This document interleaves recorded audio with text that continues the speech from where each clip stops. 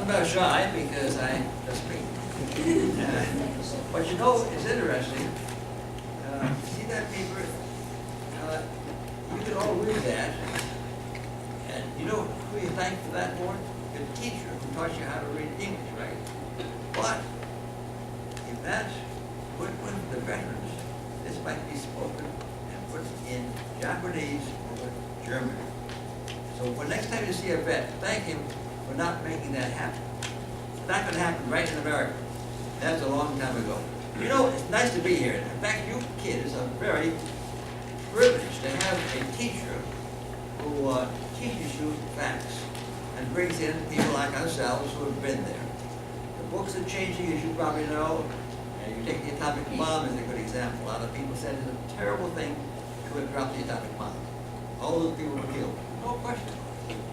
I've been back there since then. A couple years ago, went back to Hiroshima and Nagasaki. It's all been rebuilt.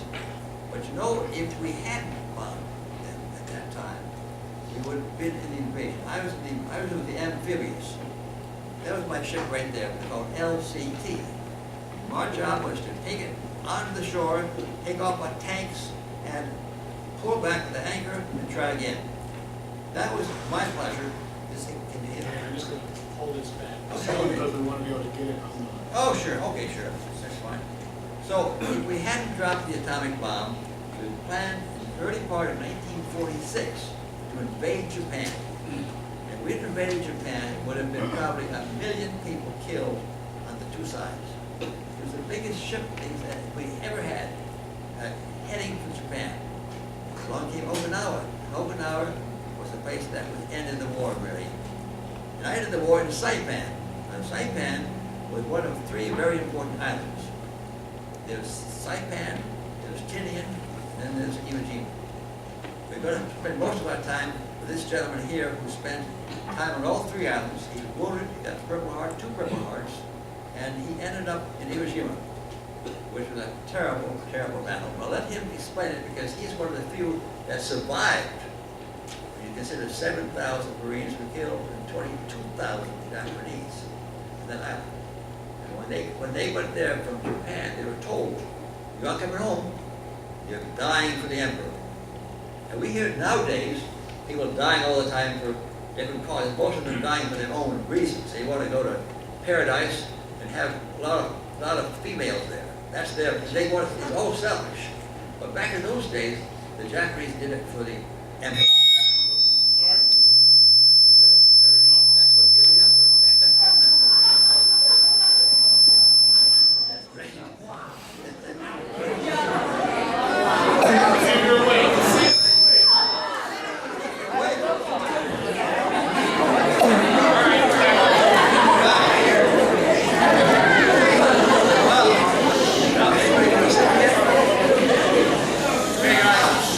Now, we all quiet again.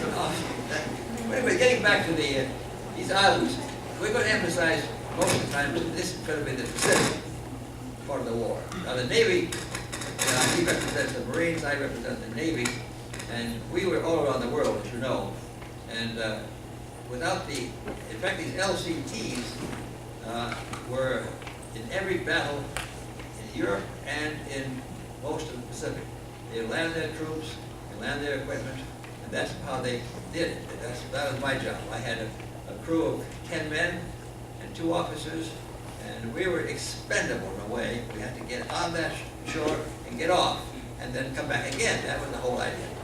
But then, anyway, getting back to these 3 islands we're going to emphasize today, Saipan, Tinian, and Okinawa. Iwo Jima. What happened was, have you got a map of what's the Pacific? Oh, is that in there? Oh. Oh, behind me. I can't see that. Where's the view? Down here. So that's the Pacific. Anybody been to the Pacific? Anybody taken travel to Australia, for example? Or to Hawaii? Anybody? Aha, Hawaii. You know, that was, can you imagine going back to 1941, before most of you were born? I think they were born before 41. No more than, how about 51? How about 61? How about 71? How about Oh, you admit that? Okay. 81. Most of you, 91. 2,000? Ah, now we got a bunch. Wow. That's, okay, that's a few years ago. But back in 1941, in a quiet day in Hawaii, on a Sunday afternoon, Sunday morning, they looked up the sky and they saw these planes. What were they? Practice planes? No, they didn't. There were Japanese coming in. They didn't know, and they bombed, of course, Pearl Harbor. I recall very well when that happened. And I was talking to a cousin of mine at the time, and said, that's just a little story, they'll be all through in 2 weeks. It lasted over 3 years before we partially attacked Japan. She was so well prepared to come down there and wipe out our fleet, and then come down to Australia. Do you see that map there? Let's see how much that goes. Well, you can see that there's Australia, we're at the bottom there. We came right down there, there's Pearl Harbor, to the right. Then they keep down into the Gilbert Islands, the Marshall Islands, and there's Iwo Jima, there's Okinawa, Saipan, and Tinian, Guam. Now the reason I mentioned Saipan and Tinian is because that's what. Oh, wait a minute, oh my gosh, that's even better. Look at that, oh wow. Okay, well, anyway, there's Pearl Harbor up in there. You come down here to the Gilbert Islands, then to the Marshall Islands, and there's Saipan, well, there's Tinian. They came all around the Philippines and all the way to Dutch. I mean, this whole thing was Dutch, German, and English. But the Japanese came down here and they were going to capture this whole section for themselves. They almost did it. There's a place called Midway. You ever seen the movie Midway? That was the turning point of the war because we were able to capture and kill at least 3 of their carriers. When Pearl Harbor was hit, all our carriers were out at sea. And we didn't lose our carriers, we lost our battleships, a lot of other things. So we were ahead of the Japanese in a way. We came down into this section, and now, when you figure that there's lots of fighting, almost this whole thing has another history, interesting, we haven't got that time. But I think we can emphasize what we did. We in the Navy, back in those days, we were attacked. We knew we were attacked. We were a very agricultural country. We were sort of, everything just went along beautifully. We thought we were just going to live forever. And all of a sudden we got a wake-up call. The wake-up call said, you have been attacked. And I recall when I was 18, I was 17 at that time, the first thing I did was to go out and volunteer. We all wanted to volunteer, kill all the Japanese, kill all the Germans, come back and finish college. That was the idea behind the whole thing. But things changed. So we did volunteer, and I was fortunate enough to go through the commissioning method to become an officer. Although, we've got to emphasize that the Navy or the Army or the Marine Corps, we just did our job. But you folks back at home did your job. For example, my wife's father, he went house to house to keep the curtains closed. In case the bombers came over to burn hills. And you kept all your curtains down. Back in those days, back in 41 and 42, people were afraid the Japanese were going to come up in here and attack us. So you had people like her father who took care of it. People on the GE company, something 45,000 people down there at GE working for that war. Everybody united. It was the first time in many, many years that America was united. Democrats, Republicans, independents, and all that kind of thing. We had been attacked. And when you're attacked as a nation, you feel very important that you've got to get back to the people that killed you. And they killed so many people in Pearl Harbor. And of course, Germans, that's another whole side of the story, of history. But getting back to what would happen. So we all volunteered. And we got our commissions. He was corporal in the Marine Corps, Mr. Smith, did his job as a fighter. We had to have people back up us. Like we had these big cans out there on the outside of Fern Hills. We took out aluminum kitchen things and threw them in there. So we had aluminum to make airplanes. Nobody had any aluminum past anymore. And that's before, do you remember that, Tom? And fat, shit. You had to cook on, how'd you cook anyway? But Sparingly. But that was the thing, everybody cooperated because we knew we had to fight and we had to win. And we couldn't have lost, especially in Europe. And if we hadn't been from Midway, we would have had a much longer war. If it hadn't been the atomic bomb, it would have been even worse. Anyway, we came in finally, we finally got out there, and we went out and did things. And you folks go back home also had to do things to keep things going. We had rationing. We couldn't have more than a couple of gallons of gasoline. It was great. Everything went to the service. And there was a fellow named Kaiser who built these tremendous ships. We had all these submarines for sinking all our convoys. It was a tragic time. People don't realize it because you didn't go through it. Right now, we hope we will never have that again. But you know, war never solves anything. You take the Japanese for example. When we bombed Japan, we bombed with fire bombs. And almost every city was destroyed. Their factory was destroyed. We just had I occupied Japan. And it was terrible. Everything was just wiped out. When I got to Tokyo, I just lost 100,000 people killed by fire bombs. But you know, General MacArthur came in there as the commanding officer. He was very smart. He said to the emperor, now the emperor was considered in Japan as a god. And they would die for him because he was a god. And he said so, you die for me, I'm the god. So MacArthur went very smartly. So he said, Mr. Emperor, you're going to tell you people you're not God. You're just the emperor. And I am the supreme commander. I'm General Douglas MacArthur, and you come to me. What I'll do for you, which hasn't been done for many times, when you conquer a nation, you expect the conquered nation to feed you, take care of you. Japan was on the verge of nothing. They lost all their factories, they lost all their food supplies. So he said, I'll feed you. Part of my job when I was in Tokyo Bay was to bring supplies to the Japanese to feed them. As a result, we had no problems. I went all over Japan, and I wasn't afraid to be shot because I was American. I was a hero to the average person that we were feeding. So that's how MacArthur, and the storybooks don't always tell that. MacArthur was a very individual kind of fellow. He liked his way, but he got his way, and he also, they're not driving Hondas.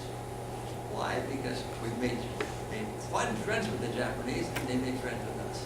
You got to remember those things that our history books change sometimes. The political reasons they change, and they are not necessarily true. That's why it's nice to be able to talk to you kids and realize that you are the future of this America. And don't take things for granted. It's always there because they could change. And when I'm not sure the service how it is now, but back in my days, I was only 21. Became skipper of this LCT. And I told the men on board when I came aboard, I said, you know, you're all 17 years old, 18 years old, maybe 19. But I'm the old man at 21. Now, that does sound to you, I'm sure, as an old man, I'm 21. Anybody 21 is sort of old? That's sort of, getting along, right? Middle age? I'm getting along. But I told the crew, I have to be the commanding officer. Doesn't mean a thing except when I stay at a hard right rudder or left 20 degrees, do it. If it goes on the rocks, it's my name. But if it's your mistake, then I'll blame you. And these fellas, they take a signal flag, and they take like a Morse code, and all these things they can go out to our ship, and you hit it with a flashing bulb, and you say, I'm going to go on your port side, left side, starboard side, right side. I'm going to come in, unload this ship, and then signal back to me and tell me what I'm supposed to do. That's easy what he was doing. These kids were mostly 17, 18, maybe 19 years old. But they knew their job, and they knew there was no question about an order. We didn't have anybody leave the ship without permission. Some ships today, they say, now wait a minute, maybe if that officer gives me a go over that hill, especially the Marines, I might get hurt. Well, that's true, you might get hurt. And back in my day, you were over the hill, you were going over there. With this. That was the difference between the navies now, I think, and the navies back in those days. Anyway, getting back to these islands, the three important islands we're talking about today, there was Saipan. Saipan was a heavily fortified island, and Mr. Smith will tell you all about that. And in fact, towards the end of the war there, when they captured the island, they were told by the emperor to throw their people over the cliffs. They had a lot of people from Korea, other places, and they just threw their kids, and they just made sure other side. One thing is the difference between the Pacific War and the European War. We had prisoner of war camps in Europe. They captured the Germans. They captured us. But in our section, we never we had, I think the rule was something like a new regime when they had 22,000 people killed, Japanese, and only about 214, is that right? Actually surrendered or were captured. 214 out of 22,000. But they were told, they'll tell you more about that, and they were going to go home. We didn't have any prisoner of war camps in the Pacific. We had a lot of prisoner of war camps for Americans that were caught for the Shattuck. Thank goodness a lot of those people survived, but most of them, a lot of them died, especially in the Philippines. So anyway, Saipan, but that's below there is Tinian. Now Tinian is a very small island, but very important. It's the busiest airport in the world back in 1945 and 44, because the B-29 bombers, those great big planes, they landed, they had 6 runways there. Their job was to go off there and bomb Japan. Japan was just north of there. And they had a hard time doing it sometimes, because Iwo Jima was right in between the two, Tinian and Japan. And they'd come up to their airfields and shoot down our planes.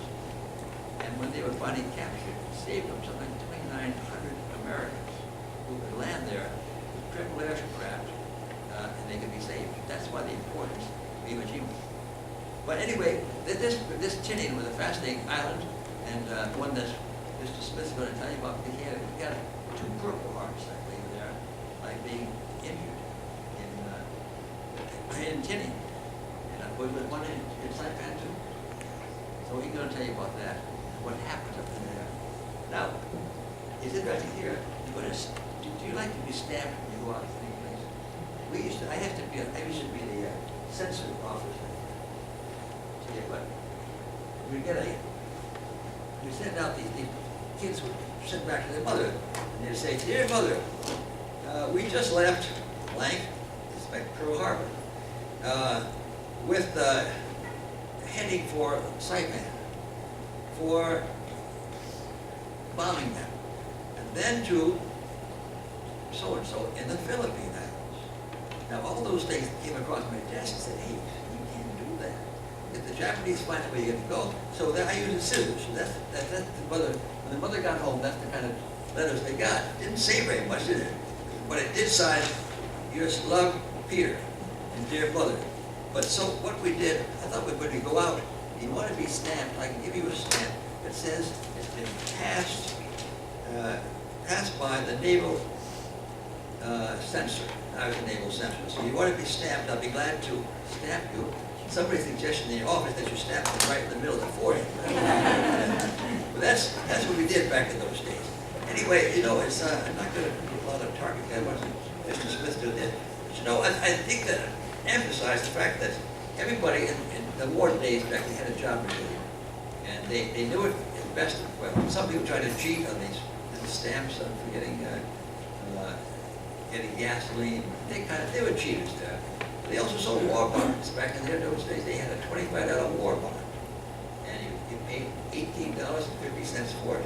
And 10 years, you cash it in for $25. Or you could buy it in school. They sold it in school, little 25-cent stamps. And you put it in a little book. Then you got $18.75, and you got a war bond. That would finance the war. Of course, we're paying for it now because it all has to be paid back. But there's a lot of things that were different, and you wouldn't recognize America now as it was back in those days. The cooperation they had should be removed back to our days, because the kids are still the same. You have the same wants and the wishes, and you realize that if we hadn't done it, there was a book written by "We Were the Greatest Generation." Well, it was dying at the rate of 500 a day or 700 a day out of something like 17 million that we started out with. So we are fast decreasing. So you're seeing a fossil in front of us. These two fellas here, we're fossils or something like that. But we are dying, but we have stories to tell because we were there. And I hope that when you read your history books, the ones that write it now are becoming socially acceptable. And they say, that's atomic bomb. It's a terrible thing. Look at all those people that were killed. No question about it. So that's what we did. We did some horrible things back in those days, but we had to. like flamethrowers. Go into a cave and kill a whole bunch of people with a flame. That's a terrible thing. They roast you to death. And so but it was our lives versus their lives. And somebody said they didn't like it, but they did it because of their own safety's sake and for their country. But you have been saved by the greatest generation. They said we're the greatest generation, but we're one of the greatest generations. I don't think we're the only greatest generation. My wife must, she says, because she's back at me, but otherwise, we were just people there at a particular time, because we happened to be 18 years old or 16, and some people, I recall I had a friend who had one eye. He had taken examination, and he wanted to get in the Navy the worst way. So he said, took the examination, now he said, yes, and other than he wasn't caught, he got in. He got in. So some people really did that, you know. And but that's because people wanted to go out. There was no glory in it. I think I made $100 a month as an officer, and that. I mean, just it didn't pay for anything. You didn't go for the money. You went there because you were saving your nation. And I think it makes me so upset when you hear people talking against America. It still is the best country in the world. You travel as much as I have, and you see other countries. You just come back here and say, an American flag, God bless it. There it is, the American flag. It's there to protect us, and we're trying to protect them. Anyway, I think what I'm going to do. You have some questions. Were the questions going to be after the program? Is that? Do we have any questions for Mr. Miriam right now we wanted to ask? Or did you guys want to wait? If you're leaving and you had a question, if you're going to be leaving, you had a couple questions you want to ask Mr. Miriam right now, we could ask him now, or we could wait. Think maybe we'll wait? You want to wait? Okay. Okay. That might be sort of fun because you have to. Sure. Mr. Smith's going to speak here. But once again, I want you to, maybe you're not supposed to do this, but when you get through this class, thank your teacher for what he's doing, because he's bringing realistically people into, we just try to have other people to do this kind of thing, but realize that we're living history, and we're still able to talk, and you know, a lot of people our age can't even walk or can't talk, and they're in institutions. But the ones that can want to tell their stories. I know several times they've come to us and record many stories that we can tell what we did in the Pacific or in Germany or any other place in the world. But back in those days, people did it because for their country's sake. I think what I'm going to do, if you don't have any questions right now, we can come back. I'm going to ask Mr. Smith, who has a lot to tell you, because when I got to the different places I went with I was on an LST. You ever heard of an LST? Well, LST is about a ship about 300 feet long. And then on the top of that ship was YLCT. And the idea was to go into a landing, and then you tip the ship, and this thing would slide off. And then you'd go on be on your own. And it was quite an interesting thing. But what my criticism was that I was on the top side, and I couldn't get off. And I got to Pearl Harbor, and all set to go out to the Pacific to do what I was supposed to do. And along came a commander who'd been out there. And he was the big commander for my flotilla of ships. And he didn't want to go back, so he decided to take out all those ships back to Seattle, which delayed things very nicely. And I got the act thing to make Kwajalein, Eniwetok, the Johnson Island, all those islands that had been captured and recaptured by Americans. And I missed those things because of being topside on that one. But we got to the Philippines, and the thing I really probably ended up with Okinawa. Okinawa was just south of Japan, and it had never been captured before. And when we landed in Okinawa, it was very easy at the top there. It was a pretty easy kind of thing. Nobody really cared. We got in there without any fighting. Went down south, and they were all fortified, ready for us. And we've lost, I think, 7,000 or 8,000 troops down in that area. They lost something like 100,000. The first city I saw was Naha, which was the capital of Okinawa, completely leveled by our bombs. And the suicide people there got many of our ships. They came in there with the suicide idea for the emperor. We're going to get that ship, and it had no defense against them. You could shoot them and try to get them down, but they were just determined to get in under the cover and land on your ship. And many a ship that I saw had been hit by suicide kamikaze. And the kamikaze was an interesting word. Because back in 1600, I think it was, the Chinese decided they were going to bomb, or not bomb, but invade Japan. And they had thousands of troops coming in there. And they went to Buddha. Buddha was their main god back, and they said, Buddha, don't let this happen. And, well, there they came, thousands of Chinese into Japan, mostly. They got very much the main place that we were going to invade, just south of Tokyo. And they came in, and one of these typhoons, a late typhoon in November, hit. Never happens. And it sank all the ships. So they always think Buddha's a pretty good fellow. Well, the same thing would have happened to us. We were going to bomb, we were going to invade Japan about the same time. And just about that time, along came another typhoon. And many of our ships, they were not heading for Japan at that time, they were heading for Okinawa, they were sunk. I happened to be there at the time. We went out to sea to ride the storm out. If you ever had been an LST or an LCT in a typhoon, I don't recommend it. And then you begin to become a little seasick and you become ups and downs and ups and downs. But that's what we saved from that invasion. But I can go on. I'm not going to do that because Mr. Smith is much more interested than I am, and he's a Marine, and he knows what he's talking about. Not that I don't, but anyway, you know what's interesting? This uniform, I haven't had it on for over 70 years, and I bought it in my closet today. You know I still fit it. Well, That's because I don't feed them very well. But really, but I'm surprised what you find in the closet sometimes. Anyway, Mr. Tom Smith, here you go. Thank you.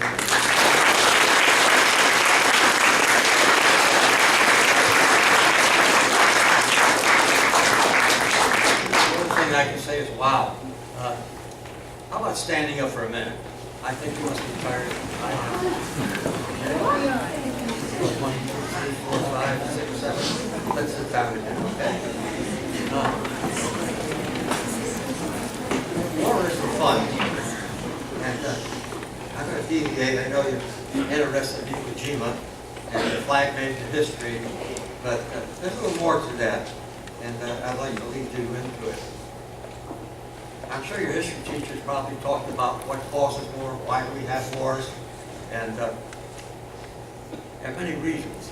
One is expansion, one is because you need the food, you enslave people, and I'd like to take a minute.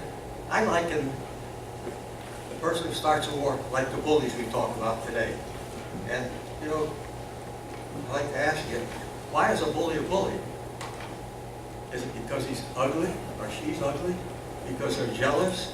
Because they want to show that they're tough? They pick on a boy or buy a girl? And that's what wars are like, I think, to me anyway. You got a bully out here, and they want to expand, and they gather friends together. But you know, the war starts after that. It starts after the people being picked on get together and get sick and tired of it. So now we have the bully and his friends, and now we have all of us who have been taking a beating. So enough of us get together, we clash. And that's what happens in war, too. But I know you're interested in Iwo Jima, but I'd like to lead into Iwo Jima because it was a different war, as was mentioned. Europe, we had the whole continent. You had villages. The Pacific War was different. The sunset, an island. It could be 5 miles wide, it could be 20 miles. But what happened in the Pacific, you drew a line from one end to the other end. And that was a marine line, say. On the other side, the Japanese had their line. So you had 2 lines fighting each other all the time. Well, that took place island after island. Now the map was up here, and it showed you the Pacific. It showed you Australia, and I'd like to mention that. If you looked and saw Guadalcanal, and you saw the Solomon Islands, and they're off here to the right, look how close it is to Australia. The Australians, it always amazed me that the Japanese didn't attack Australia. We had a war going on in Europe, and Australia sent a goodly number of their men and army to help Great Britain. So instead of fooling around the small islands, hop, skip, and jump, they could have taken off straight back into my heart. All right, let's start over again. I was 18 years old, dating my girlfriend, and listened to the radio, and I heard, Pearl Harbor's been bombed, Pearl Harbor's been bombed. Well, being a young kid, 18 years old, I was upset, and I said, I'm going to join the Marines. Well, my mother, God bless her, I went down, and they turned me down. My eyesight was bad.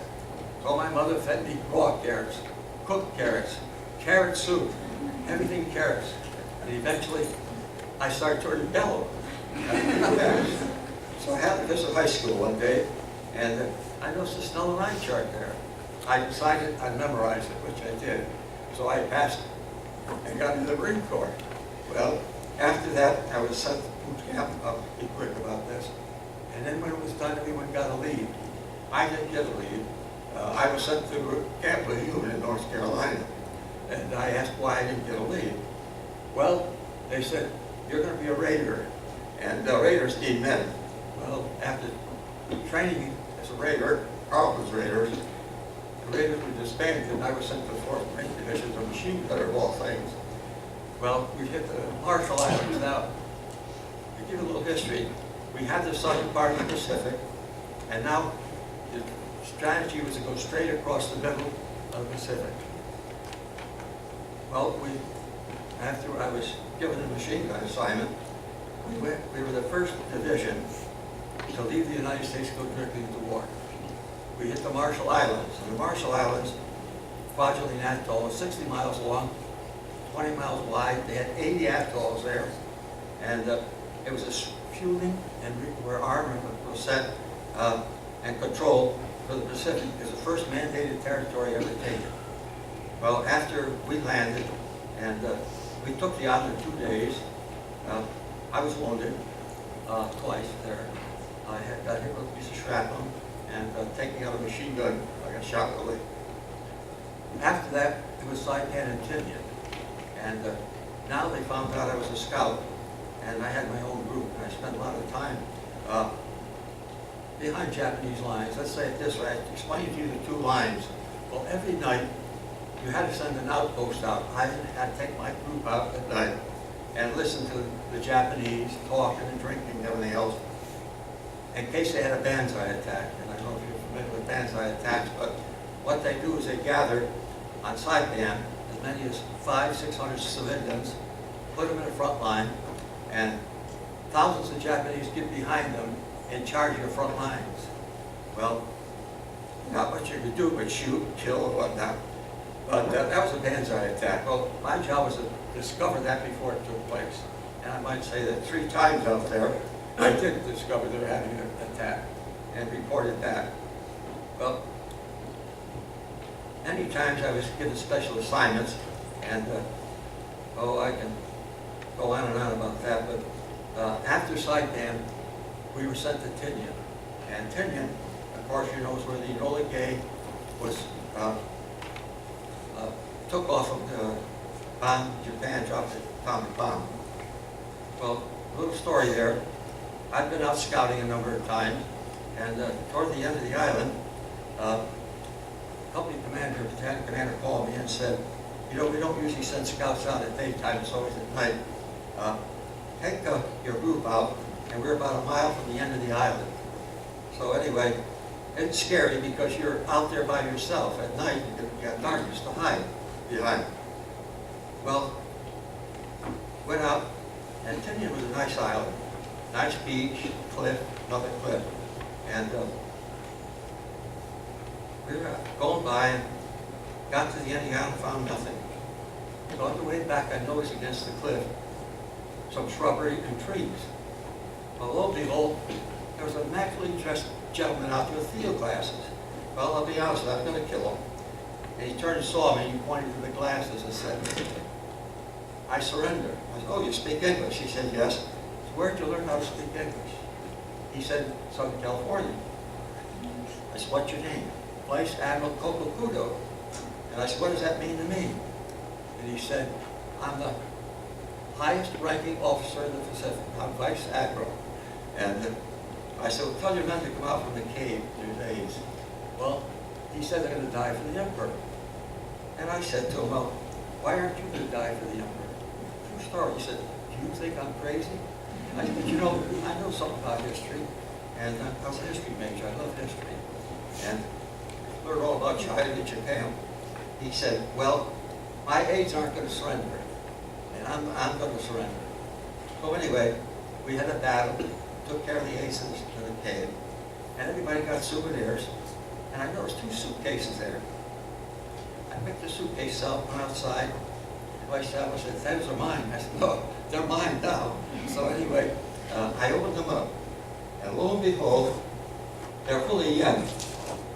I brought one here, you can't see it that well, but it was full of money like this, a yen. And I saved one souvenir from it, and took them back, turned them into the command post. I left the money up front for my friends because they weren't trigger happy. They didn't want to get killed getting souvenirs. Well, about 3 or 4 minutes later, a runner came over and said, TJ, they called me TJ. They want the money, so I took it back. Now, a little history there. When we were in training and maneuvers, I was always someplace else doing something. And when we were doing maneuvers, I was out on a scouting mission, came back, and my group was talking to the gentleman who was questioning him. And I chewed him out. I said, what the hell were you doing? Spilling your guts out to that guy. Well, it turns out he's the battalion commander. I didn't know it. And here I served with him for a year. Well, the next day, my company commander, everybody was laughing about it, said, TJ, I'm proud of you. You didn't know who he was, you did your shot. Well, from then on, I became TJ. Well, anyway, they said they wanted the money. I went back with it, and they explained, this is a good mystery for Brady. And I said, what's up? And he said, he's going to want to go to Pearl Harbor. And he wants to take the money. He thinks he can negotiate with us and send the money to Switzerland. And at the end of the war, he wants to retire and not have a bad name. Well, anyway, the story ends there. I'll pick it up later. Well, after Tinian, we went back to our advanced base and got ready for Iwo Jima. Well, before I go, this money doesn't seem like much, but I've written a book and I've got involved with a lot of intelligence people, and I'll read one sentence here. The Japanese yen note retained by Smith on Tinian as proof of his encounter with Kokokudo, a 1945 yen in today's money exchange is worth $2,000. Just think how much money was in that suitcase. So anyway, I brought it to show you that. Well, anyhow, after getting our troops all together, it was time to go to Iwo Jima. Well, it's difficult to tell you about Iwo Jima in a sense because you had to live through it. And war is hell. Don't kid yourself. It's either kill or be killed. And when we landed on Iwo, you couldn't get off the beach. Now, I'll explain to you. You have Mount Suribachi where the flag was, and we know its history and all that. It was like a big pork chop. Well, when you landed, it was volcano ash. And when you stepped on it, you got up to your ankle. And they had an engineer general who was in charge of Iwo Jima. They built a city under Iwo Jima, and I'll read this to you. I can tell you verbally. By the fall of 1944, a variable city of 22,000 were functioning below ground level.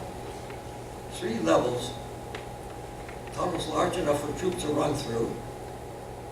Defenders constructed thick of this, 1,500 rooms. 1,500 rooms underground. Many were electrified, ventilated. They were 30 to 40 feet deep, stairways. They had 400 hospital beds. They had communication center, blockhouses, and so forth. Can you imagine planes flying from Tinian, going to Japan, going over Iwo, looking down and never seeing anyone? It's impossible to think of that, really. Well, what happened when we landed, there was no one there except they had all their guns centered on the beach. And you had to try to dig a hole. Now, in Volcano Ash, if you dig a hole, it caves in. So we had to lay flat on the ground. Well, it was vicious. We stayed there all that day. We couldn't get off the beach. Well, the next morning we got orders to take a choice, die on the beach or attack pillboxes. Now, pillboxes in those days were 3 inches thick on top, and when they dropped bombs down on them, they just skid it off. They couldn't penetrate it. Now, I brought a picture. I don't think you can see it. It's not in the pillboxes, but this is what it looked like. You see how the houses are centered? Well, think of this. If you attack this one, these two protected it. If you attack this one, everyone is overlapping. So you didn't have much choice. It's either kill on the beach or die in here. Well, I'll tell you, I landed with 229 men. I left for 25. Mr. Smith? That gives you... Mr. Smith, we're gonna pause 1 second, hold that thought. There's some kids that have to catch the bus right now, and then we'll continue. Okay? So, let's give a round of applause if you're leaving. If you're leaving, Ms. Stringer has passes in the back for you, and if you're staying, then you can fill in the seats back here. Thank you. Goodbye.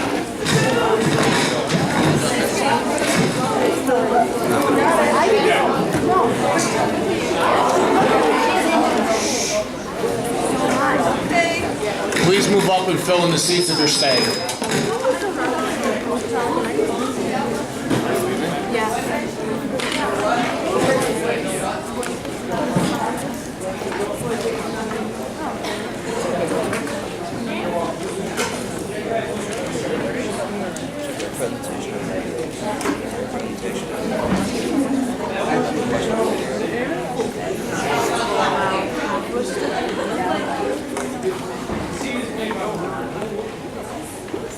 Now, I'll backtrack a little.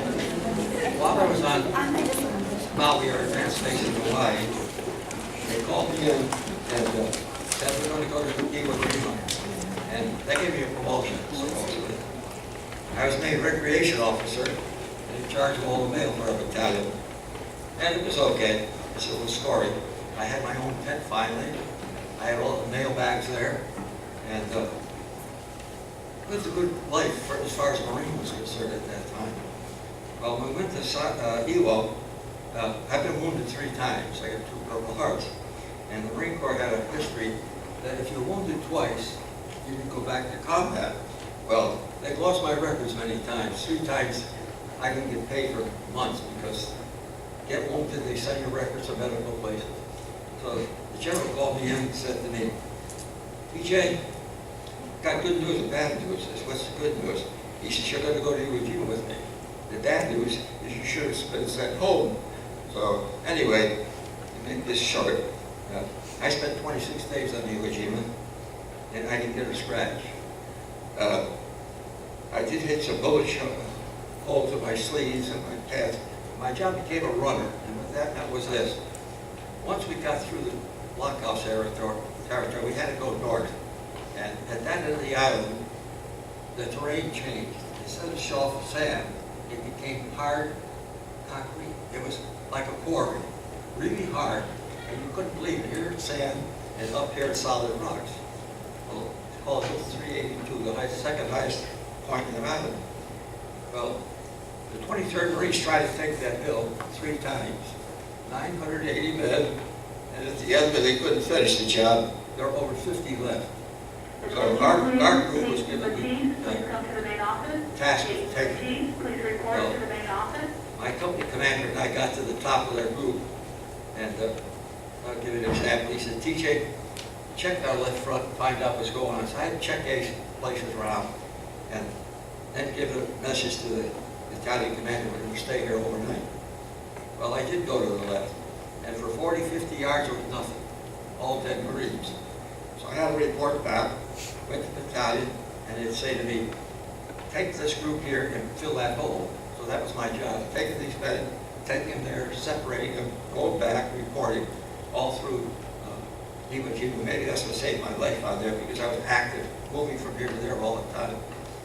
I was doing one running job and went up with Nam, turned around for some reason, out of breath, and I was just lucky enough to see the Iwo Jima flag go up. The first flag, there were 2 flags, and everybody was raising cane, cheering, everything else.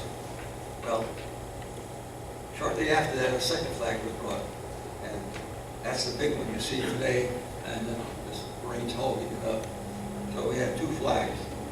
But after 26 days, the war ended. Once we captured Hill 382, before that's an area called Turkey Point and Amphitheater. Big battles all took place there.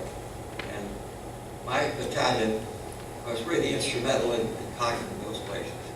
And of course, as I say, there are only 25 of us left when we left the island. But fortunately, I survived. Got back to, and I say this in all seriousness. I said it before, war is hell. It really is. It's kill, I gotta kill you or you kill me. It's not any fun. And many nights when we were trying to hold their territory, the Japanese would come out from underground. Hundreds and hundreds of them attack you. So it became, you're shooting them, you're out of ammunition, you use a club, you use a knife, and eventually you stand back to back. So it's a vicious thing. I was very fortunate. I got back to Maui. Our general called us together and said, you Iwo Jima survivors will never see combat again. So I was transferred to Pearl Harbor and given the assignment of protecting a place called Pearl City. It's where all the aircraft carriers dock. And my job was to place guards all around. There are 5 gates and a sergeant of the guard. And they had about 20 warehouses.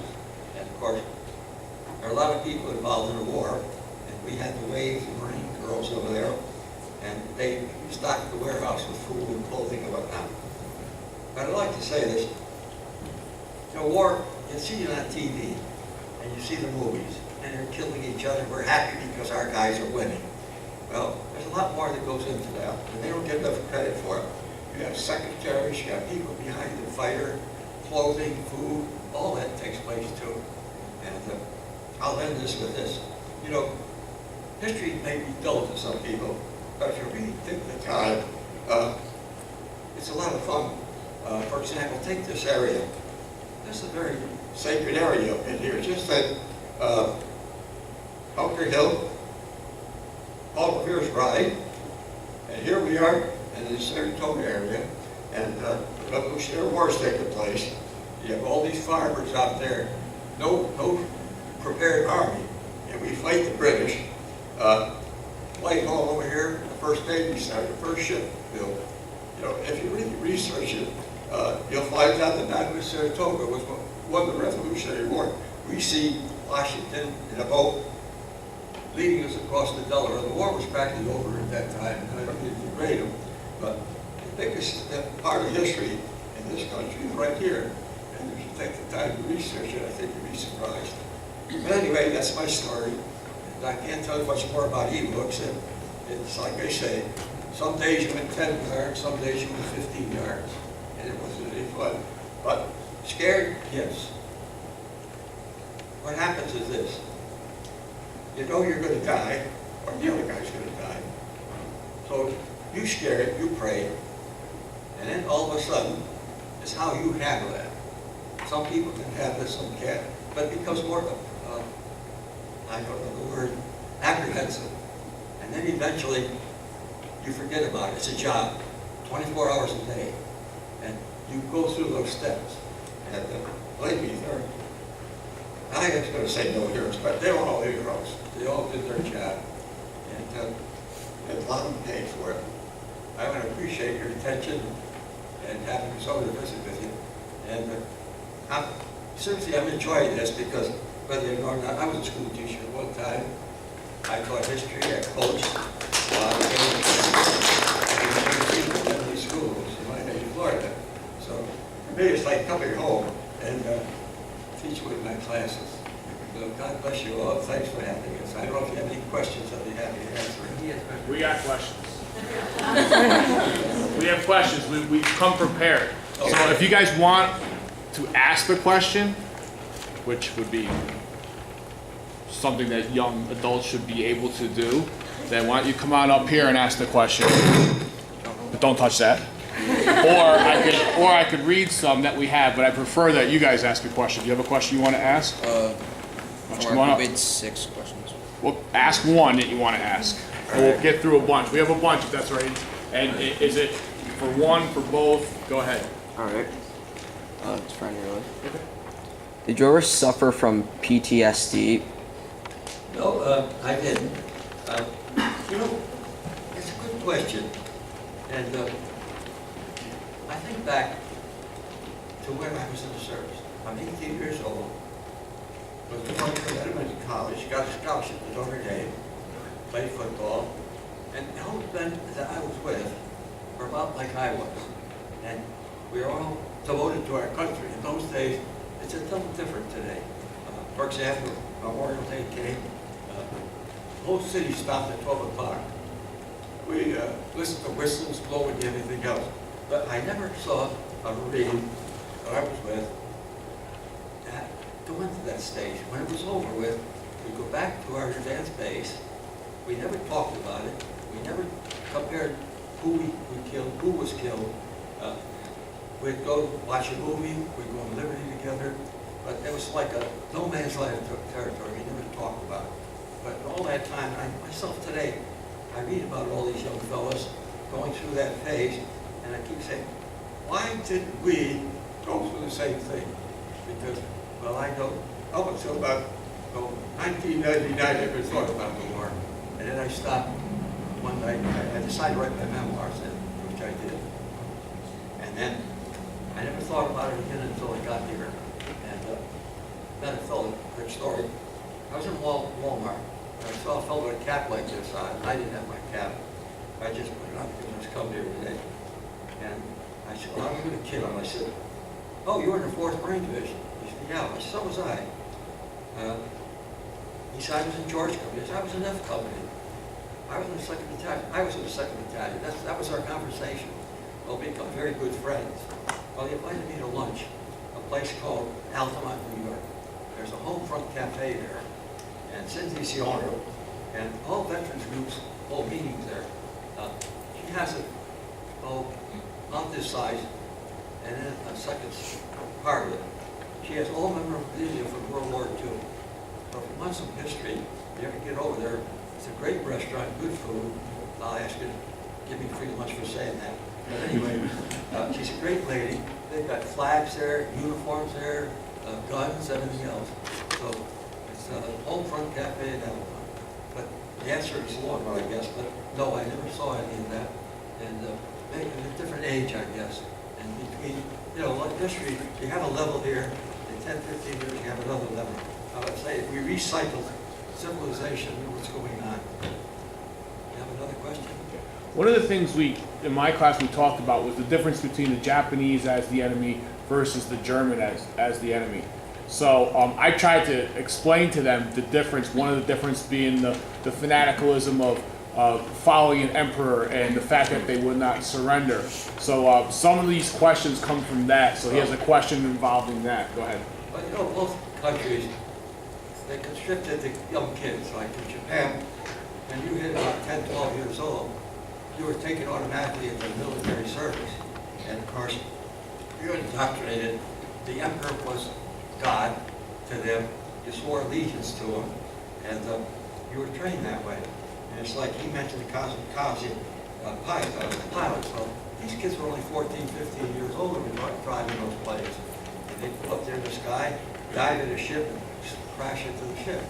Well, this fellow I talked about, Vice Admiral Kukumoto, he was the commander of all First Air Fleet, all the airplanes in the Pacific. That's how important he was. And they would train, and they were, for some reason, I'd be afraid to die the way they did, but it's just my attitude. But they gave their life. They thought they were going to go right to heaven. But He wants to ask you a question about that. I'll just tell you one story about this Vice Admiral. I wrote a book, and writing the book, I decided I'd send to the Marine Corps in St. Louis where all the records are kept, and asked for a complete file.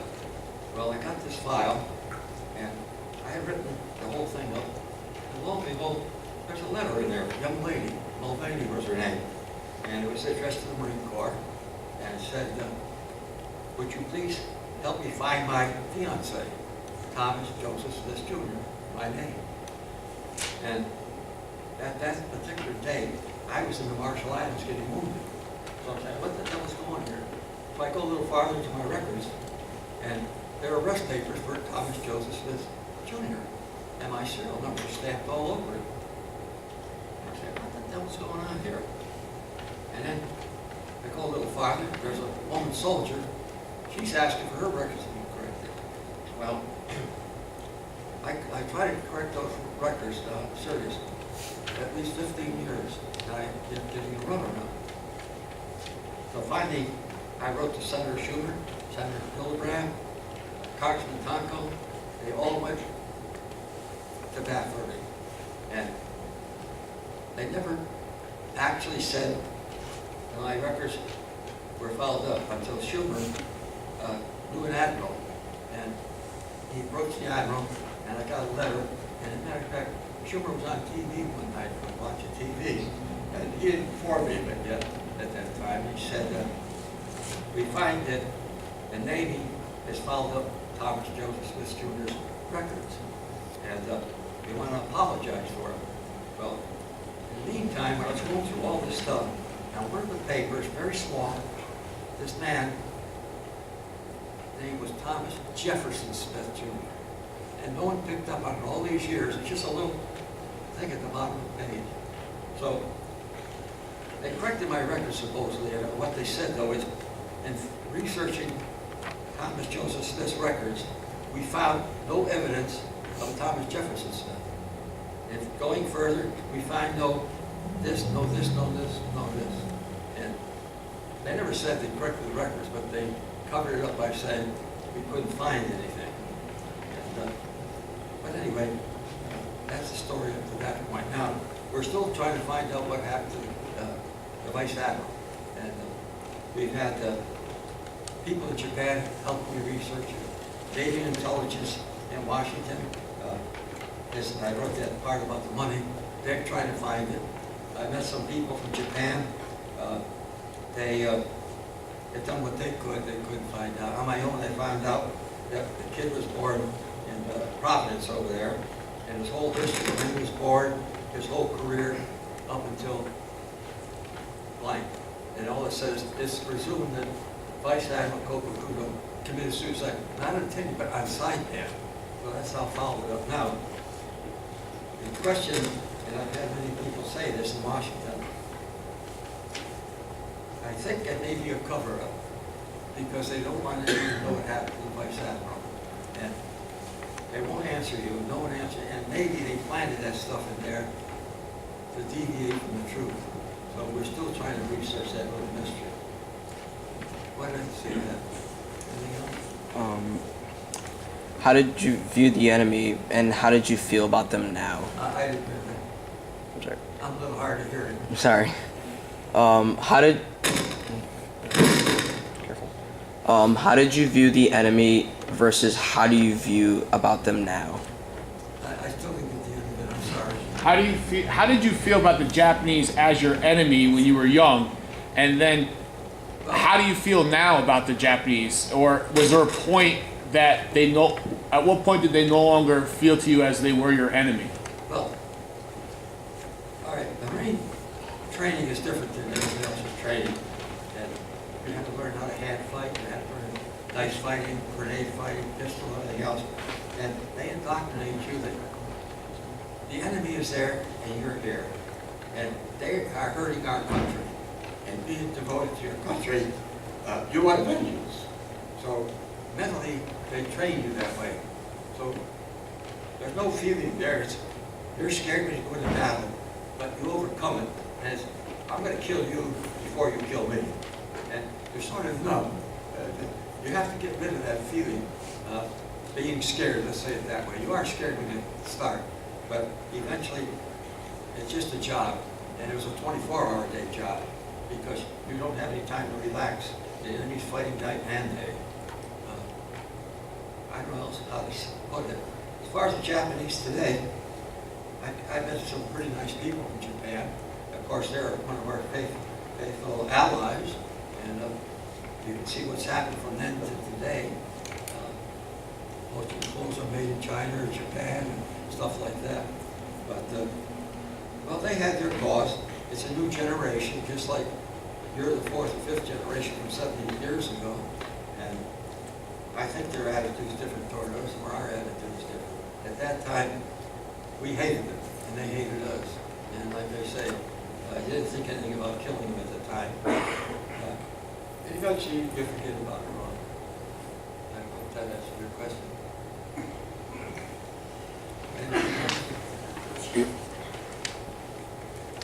After returning to the States, did you stay in contact with your fellow servicemen? I didn't hear the end of it again. I'm sorry, I'm already here.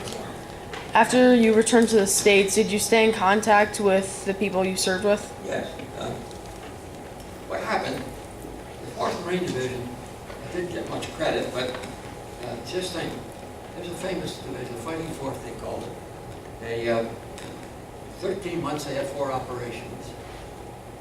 And the division is made up of 15,000 to 19,000 people. 17,500 of my division were killed or wounded. So that gives you an idea, we're very close. And the 4th Marine Division, like other divisions, have an association. And we would meet once a year, and you get together, you tell a few lies, you commiserate, you know, and your friends are there. Now, up until 2 years ago, 2 of my best friends would meet me at the conventions. My lieutenant, friend of mine, he was there. They've all passed away in the last 3 years. And we just got notified that the 4th Division is going to disband. We had 2 years ago, only 57 of us showed up. And this last year, they won't even tell you how many showed up. That's how bad it is. So this August, in Camp Lejeune, they're going to have a ceremony. Do your way with the 4th. The Commandant of the Marine Corps is going to be there, the Marine Corps band, television. They're going to honor the rest of us that are still here. So it'll be the end of the war. As I say, this friend of mine in Glenville, Sal Fabulero, he was on Iwo Jima with me, Saipan. He's still around. We have a group that meets, as I say, the Homefront Cafe. There were 10 of us originally, all Iwo Jima survivors. There are 6 of us left now. Well, of course, they're all in their 90s. That's pretty old, you know. And we're fortunate to be here and survive. We take care of each other, we talk, we help each other out, and that's what friends are for. But, you know, it's coming down the road, the end. Incidentally, I brought a souvenir. It's a dress dagger that the admirals wear, and I picked this up at Roy de Boer. It's a beautiful little thing, and if you notice, there's a bullet hole where I shot it, and it came out over here. But I didn't bring many souvenirs home. I brought this, the money, and I had a couple sabers I brought, and I couldn't afford to bring anything out there in the field, because when I went out at night scouting, anything that rattled was a serious consequences. They'd hear you. So anything I picked up or wanted to take, I couldn't carry. Matter of fact, as far as food goes, I don't know if you ever heard of K-rations. K-ration, little box like this, and they had 4 cigarettes in it, and a piece of cheese in it, and chocolate bars. They had C rations in cans. Well, I couldn't carry cans with my group because it made noise. So we'd take the chocolate bars, and we smoked it at that time. So that's what I lived on for 20-some days like that. Chocolate bars and cigarettes and water. And I think twice in the whole operation of Saipan, I got a hot meal. And was telling my friend Charlie, in those days, the Marines were under the Navy. The Navy and the Marines were part of it. So anything we got had to be proved from the Navy.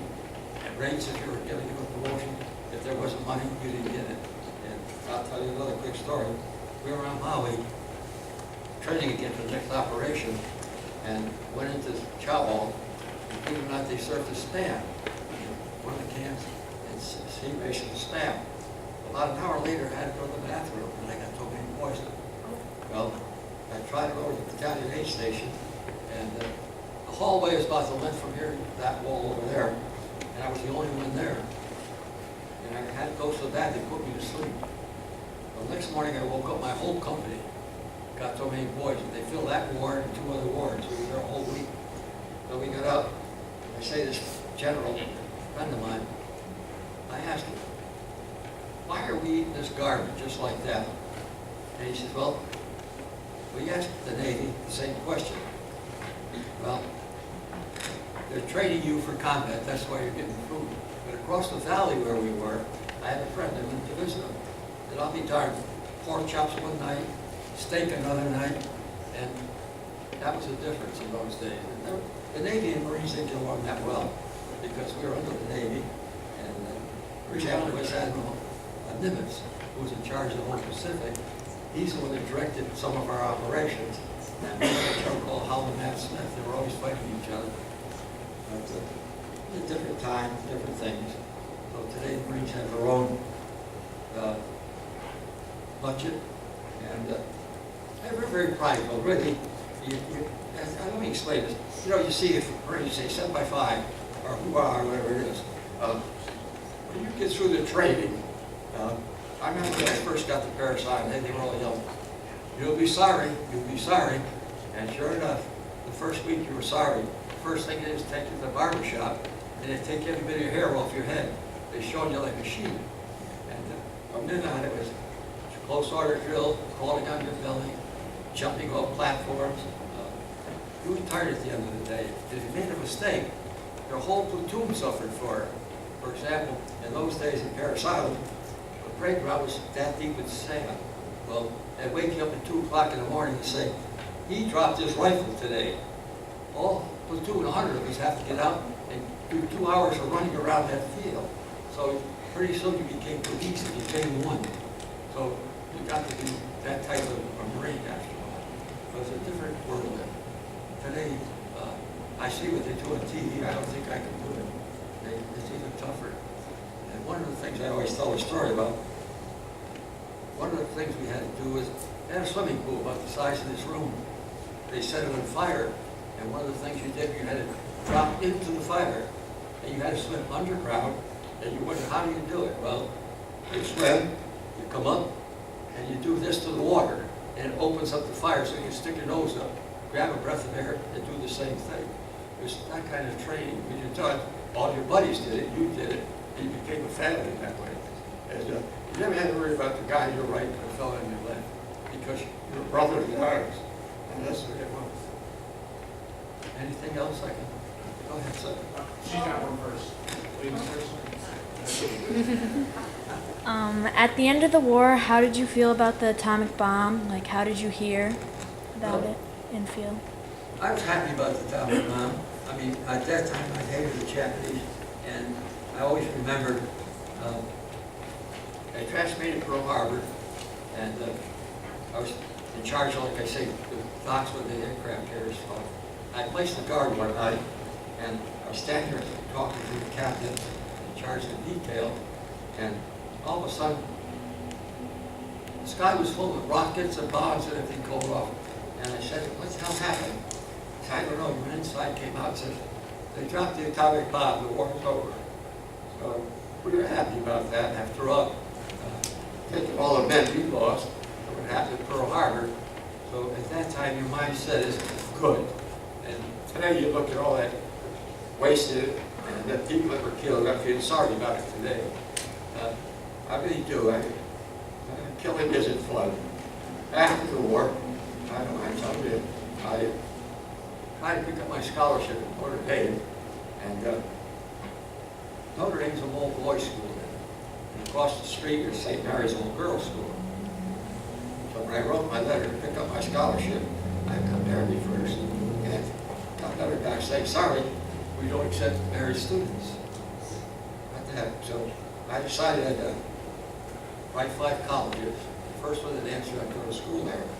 Well, the University of Miami, Florida, sent me a telegram unconditionally that I accepted. Well, I played football for a while, and then decided I wanted to be a teacher. And I got my degree in bachelor's education. I went to Indiana University and got my next 2 degrees there, doctor's and my master's. And I became a teacher, coach. I coached 6 years, basketball, track, and then I was promoted to junior boys, assistant principal, and wrestling, superintendent of South End of Dade County, had 50 schools up there. And it was a good career. Things have changed in education, I know that, but in those days, it was rough then too. And I'll deviate here. In those days, of course, we were segregated, okay? And matter of fact, when they decided, the federal judge decided they had to integrate the schools, I was one of the ones that sat down and decided how we're going to do it. I don't know if you're interested now, but Dade County is divided like this: northeast, southwest, and across. I had a school right in the middle of the cross. This section was all black. This section was all Cubans and Spanish. This section was all white. Well, little did anyone know in the country that all the students in that area went to that school. And I'll tell you, it was a great school. We had a lot of problems. And in those days, the state law said in local parentheses, when you read the law, it said the principal is in charge of the students. And that meant the superintendent couldn't do anything about it. The school board couldn't do anything about it. You did it. And I hate to say this, it also said you could use corporal punishment. And we had a board decided how you could use it. It had to be so wide, so thick. And to be honest about it, we used the board in those days. You had students, they're not like you students are, but I remember the first time I had to use the board. One of my teachers came down, elderly lady, she's getting ready to retire, she's crying, guess what happened? Well, this one fellow cussed her out of the class. Well, I brought him down to my office, I don't mind saying it. I walked up to her and said, you open your mouth, I'm going to put you through the wall. That's how it was in those days. So meantime, my secretary called his mother.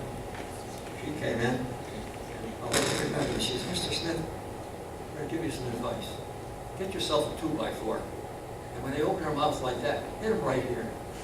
That was the first encounter I had with something like that.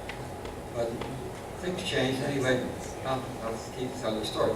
I knew the mayor, he and I played golf all the time. The chief of police and I played golf. And I was up in Sackatoga. And we had a cabin up there, and I'm out in the water fishing with my assistant principal. And state trooper drove up. And you know, the water, your voice carries. And the trooper said, my wife was out on the beach, we had 200-foot frontage, and said, I'm looking for Mr. Smith. We have a message here from Mrs. Smith. Well, my wife said, So I came in and says, what's up? My wife said, he says Mrs. Smith called you. And I laughed. Bruce says, yeah, that's the superintendent's wife's name. His secretary is Mrs. Smith. And of course, my dear wife, big question mark over here. How come Mrs. Smith called you? Well, I said, get back right now, so I get to Florida. We sat there, and how are we going to integrate the school? This is Friday. School opens Monday. So we sat there, and all of a sudden, the light came on and said, we can't do this. The whole county. I know the federal judge. If we give a token, we can do it. So sure enough, we sat there, and I said, well, okay, why don't we take these 3 schools? There's a black school, a Spanish school, and an all-white school. Why don't we take all the 7th graders and send them to that school? All the 8th graders there and all the 9th graders there. And that's what we did. Well, Saturday and Sunday, I had my staff come in, and we had to reschedule. The teachers didn't want to schedule, so I teach the schedule. So sure enough, Monday morning, 16 buses drove up, school of 900, and had divided it into 2 shifts. Now, this is a true story. I called the chief of police. Now, but first of all, we back up. I got a call from this lady, black lady, nice lady. She said, Mr. Smith, you left Robert E. Lee and you're over there. I want to warn you, the kids are spreading the word. They're going to bring clubs and everything else. They don't want to go. Well, I asked the chief to come out and have a couple squad cars and a couple boxes and a dog if they had it. So I said, okay. The first bus is pulled in. I got on every bus. Said, my name's Tom Smith. We got a great school here. This is all black over here, and this is all white. This is no man's territory. I want you to remember that. And I said that the boys and girls, when you get off the bus, there are boxes out there. Put in everything you have as a threat. A club, a knife, a gun. And you young ladies are going to that gym, and you're getting stripped naked. They're going to search you, and you boys are going over there. Well, sure enough, when it got through, we had over 7 or 8 boxes. We found a half dozen guns, clubs, knives, and everything else. So we had an auditorium meeting, talked to boys and girls, and believe it or not, I stayed 8 years at that school. It was one of the best schools in the county. We all got along good, no problems. But that was the first integration in the South, and we did all right. Any other questions? Yes. This is a question for both of you. When you got home, what was the first thing you wanted to do? First thing I want to do is get home and get my girlfriend a hug and kiss. That's the first thing. And then my mother said. Also, a question for both of you. When you weren't out fighting, what were you doing in the... Well, let's say this. I got an order. TJ, take your group out and connect us with the 27th Army. And Saipan, it's 27th Army in the middle. Marines on both sides. Well, I had a locator thing. So I would take the group over, and sure enough, came to an area, and they had Mount Apache, Death Valley, and whatnot, a lot of Richard. Well, I made contact with them, and that's another story. But they walked into a death trap at 27th Army then, and my group had taken the right side of the mountain, and we were able to protect them and get some of their wounded out. But then you spend the night there. Here's a good one for you. I was sent out. We're fighting inside there, and we're killing people out there. And when we got there, we didn't find any bodies, like the town of Garaband. Okay, building by building. So we wonder what was going on. Finally, a guy looked in a well. A couple dead bodies in a well. They're playing psychological warfare with us. They pulled all their dead and hid them. Well, when I was sent out to contact the 27th Army, it was twilight, and got out there and fired up this mountain, Capaccio, and an awful smell. And looked around there were over, I'm not kidding you, 400, 500, 600 dead Japanese. They piled them all on the side of the mountain. It's an awful smell, maggots all over the place. Well, we managed to get through them on top of the mountain. Well, we didn't find any enemy up there. Well, now it's dark, and the question is now, what do? We can't go back down the mountain because the Marines will shoot you. So we stayed there that night, spent the night. Next morning, they shell on the mountain. And, wait a minute, that's coming from the rear. So we ran down the side of the mountain, and sure enough, an Army forward observer was there, and they said to him right off that, what the devil are you doing? I use a different word. And he said, that's our objective today.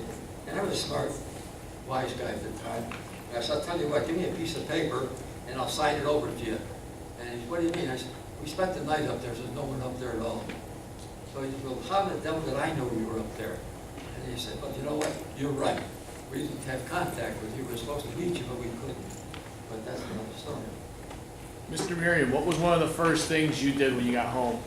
I didn't have enough gas. Oh, no, hold on. I was gonna say, we got you. You kissed your girl. That's the best story right there.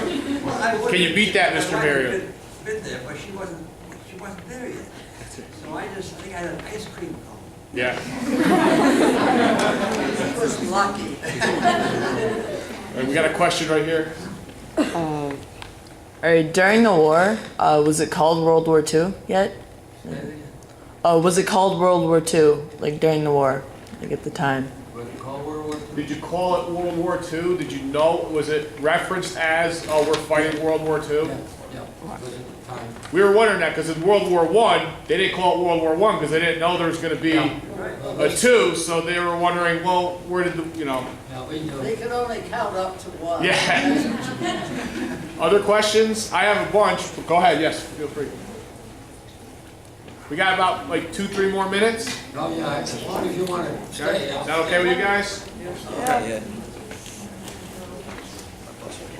So my cousin, she's in the military, and she told my family that she had to name her gun. Did you have to name your gun?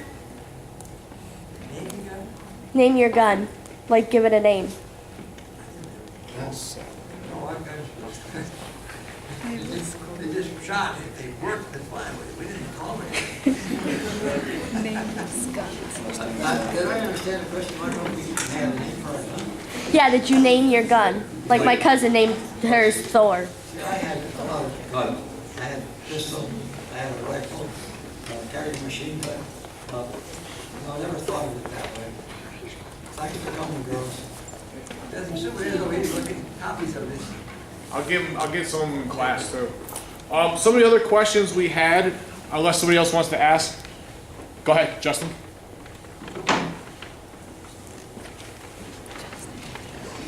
So, what was your daily routine while you were in the war?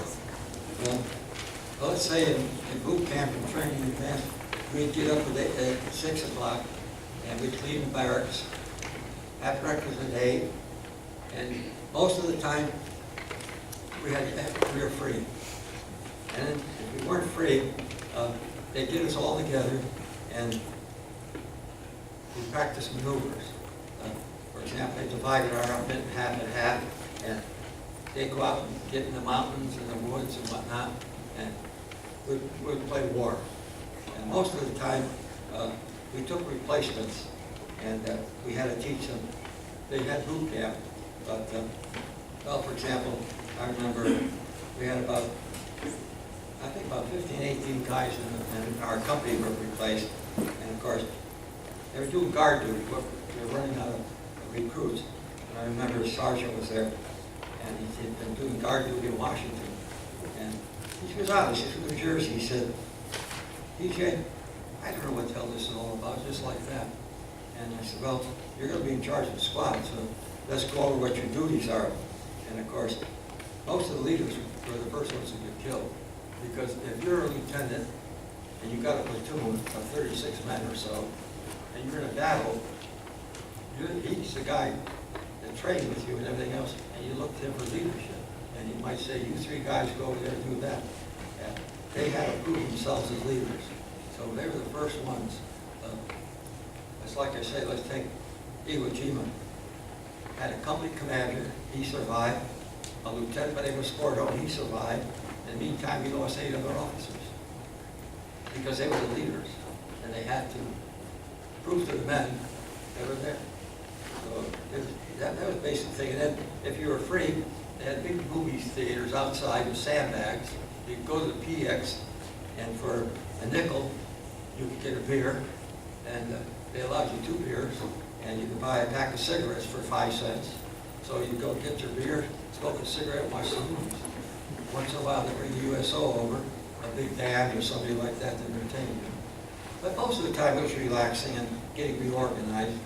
And from Maui, we had Liberty one time, got to go to Honolulu at the time. Big deal. My salary was $21 a month. I got a raise to $29 a month. And we got through with one operation. They said, anybody who can post $100 can go from Maui to Honolulu. Well, it's a little piece, they have a boat. But we didn't have the money. And this story, when we were back in the States, there were 4 of us that hung around together. And the one didn't go overseas with us, his name was Massey. And later he was in Pearl Harbor and charged with what they called Tent City. Tent City is when all the people from the United States went to Pearl Harbor, you went to Tent City to be distributed, whether you're in the Navy, the Marine Corps. And this fellow's family was very wealthy, and they had big construction company in Connecticut. Well, he used to tell the story how they go to Monte Carlo, and he loved to gamble. Every night they shoot crap in the bathrooms and whatnot. Well, he called over to find out how we were living, and one of our friends said, we just got back and told him the deal. Well, he wired $300 so the three of us could join us. So we got over to Honolulu and we were there 2 days. It was nice. Story. When we got to Tent City, he said, don't unpack. I made arrangements in Honolulu to get you a hotel. So he took us for a tour. And so helped me, hundreds of tents. He got in the middle. He said, I want to show you something. He opened there 5 tents in a row. He had a wheel. He had a wheel to gamble with. They had poker games, crap games going on, and somehow they were getting away with it. So he was running his own Monte Carlo, and that's how he got his money. But on Elo, I lost all my best buddies there, and I was out scouting one night. The war was over, but they were still digging people out of caves. I got back, and a bunch of fellows came over and said, hey, you know a guy by the name of Massey? I said, yeah. He's on his way to Okinawa, and he wanted to know if anyone survived. And we told him about you, but I never had a chance to meet him because he was there only a couple of minutes. I never saw anyone in the Pacific. I never got a day off. As far as leave goes, got the weekend off, but everybody got 2 weeks furlough and stuff like that. I did see an uncle. My uncle Ed Miller is a side story, just to talk. He was in World War I. He was on a destroyer. Well, the war came along. His son was in the Navy. God bless him. He was so patriotic. He went down and enlisted in the Navy. Of course, now here's an old man, and his son's in there, and they, of course, turned him down. Well, despite of that, he joined the Seabees, and he was an engineer. And my mother wrote me a letter that said he was on Saipan on the way to Ewok.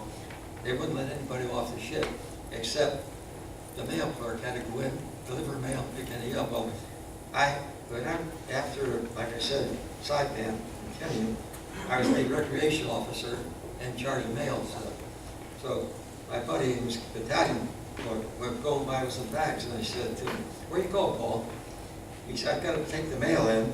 He won't let anybody off the ship. I said, geez, you know, it's too bad those bags are so heavy. He only had 2 bags. So I picked one up, got in Higgins boat with him, went in, went to the post office, and asked the clerk, I said, you know Ed Miller? He said, yeah. He's down the road, so. I said, well, he's my uncle. How do I get there? He used my chief. He gave me his keys, drove down, saw Glenn. He was the only one I saw for 3 years. But he was quite bad, his character. But, that's war. One interesting thing, an LCT is an interesting little ship. But when the atomic bomb was going to be carried from San Francisco to Tinian, it took Indianapolis was a heavy cruiser, and they took this great big package. There were 2 packages, and they welded it to the deck of the Indianapolis. The Indianapolis was welded from San Francisco right to Tinian. The idea was to put it on the airplane to go and bomb Japan. Well, it's interesting, to me anyway, because when they got to Tinian, this was a big ship, and they couldn't go to the harbor. There's no harbor. There's a harbor, but it wasn't deep enough for a battleship. So a friend of mine was in charge of all LCTs, and he assigned an LCT to carry his atomic bomb to the land. And I was in Chicago here a couple of years ago and interviewed him. He described what actually happened. Here, this thing came from the Indianapolis, this great big cruiser, and it was put down. The LCT went alongside it, took it in there, and put it in, and made 2 trips. One trip was the main thing, was 6 feet tall, right in the middle of the LCT. You can imagine, the LCT is 119 feet long, 33 feet wide. They took it onto shore. Then when they finally got it, they came back and got the energy to make the thing go. They didn't arm the thing, put it together, but they back to the B-29 because they were afraid it might explode. And if it did explode, it would have wiped out Saipan and it would have wiped out Tinian. That's what happened. And then the Indianapolis, perhaps you remember, was that ship that was going from there on to Guam, and they were going back to the Philippines. And when they got halfway down there, submarine got there, and it sank. And there was something like 880 men killed on that ship. But the thing wasn't discovered as far what happened until somebody saw Jaws. Remember Jaws, the first thing in Jaws, the skipper of that ship, out for the submarines, out for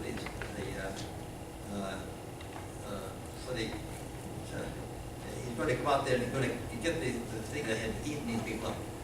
And he went and he said, I was on that battleship, and they didn't ever know about what happened there. So some fella in high school said, did the sharks actually get these people? They didn't find the ship after the torpedoed for 3 days. There were 800 and some men killed. And so he dug it up, and the captain was court-martialed because he hadn't been zigzagging back and forth. They brought in the submarine captain who had sunk the ship. And he said he didn't care whether he had sunk it or not. He never could have gotten it or zigzag or otherwise. He was exonerated. But that was because of that Shars, the Jaws picture. But it's quite interesting. It came right from, but that ship was sunk, and I'm still keeping in touch with some of the survivors. Only about 22 were still living out of, I think 316 was saved. It all came because of LCT would get that thing under Tinian. Tinian got it on the ship, on the B-29, and they bombed Hiroshima. So there's a lot of interesting history stories that went with the Navy and with the Marines, and we won't bore you anymore because, but like before you leave, take some of those things over there. And also, if anybody wants to be stamped, I'll be glad to stamp them and make them sense, and you can pass this course. I'll add something to that. Tibbetts, the pilot, and I became pretty good friends. Advocated an officers club in Oakland, California, and who was at the bar was Colonel Tibbetts. Hold on, guys. We established a relationship, and one other fellow I met by the name of Kane, he got the Progression Medal of Honor for sinking more ships than all the submarine commanders in the entire service. And the Oahu, he was taken off the Oahu, and 2 weeks later the Oahu was sunk. So it was just lucky that way. But they're two good friends of mine. Of course, they've had Well, I'd like to thank the students that were able to stay. I know a lot of them, transportation issues and parents are here. We'd like to thank Mr. Smith and Mr. Merriam for coming, and Mrs. Merriam.